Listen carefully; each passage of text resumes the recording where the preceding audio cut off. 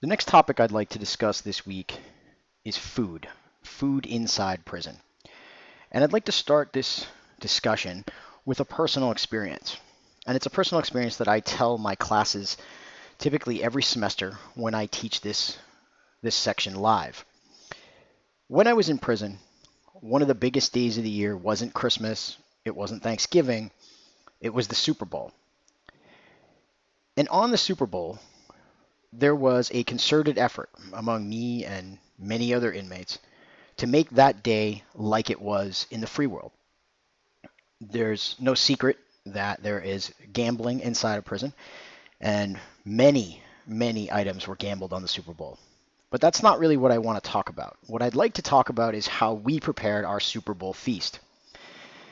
That experience, thinking back, makes me smile. It was inmates of all races, all charges, and we worked together to purchase and prepare really what I like to call our Super Bowl feast. And it's interesting how we did this. We employed the help of those who worked in the kitchen. We paid them to essentially steal food, roast beef, other meats that we wouldn't get on a regular basis that were reserved for the officers' dining hall. We then prepared that food, cooking in metal chip bags, potato chip bags on open stovepipes. We prepared hundreds of hors d'oeuvres on Ritz crackers with spread cheese and pepperoni, and we laid out the spread in someone's cell. Guards who were friendly looked the other way. Some were paid to look the other way. We had ice cream taken from the chow hall, blocks of ice cream that we hung out of our windows on strings to keep frozen during the winter months. The Super Bowl typically is in late January, early February. And really, we just had food that we hadn't had in years. It was food that wasn't given to inmates. It was food that was instead, again, reserved for officers. And we prepared this spread, and we took great efforts to prepare this spread. We worked on it for weeks ahead of time. We planned the menu. We figured out what food we were going to serve.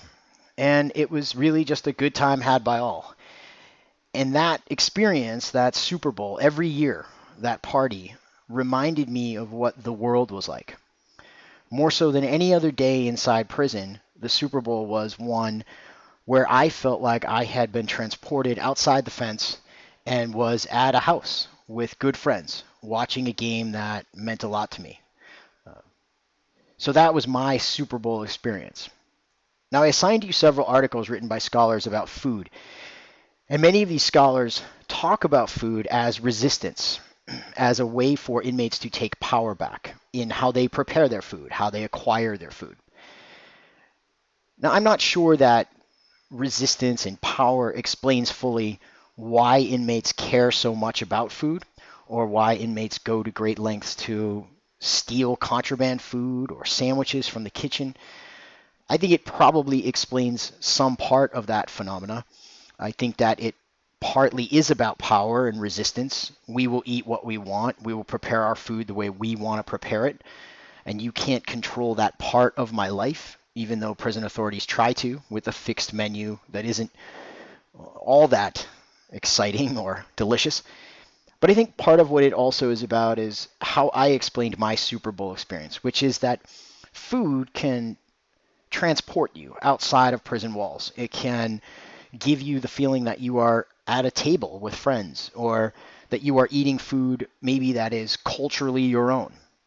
And I think you see that in the articles that I assigned. Again, I do think part of it, subconsciously maybe, or consciously, is about resistance and power when it comes to preparing and acquiring food. But I also think that part of it is about transporting an inmate away from a prison, away from those walls, those fences, that razor wire, and into the free world, where he or she can feel, quote unquote, normal again. And I'm interested to hear your thoughts on this topic.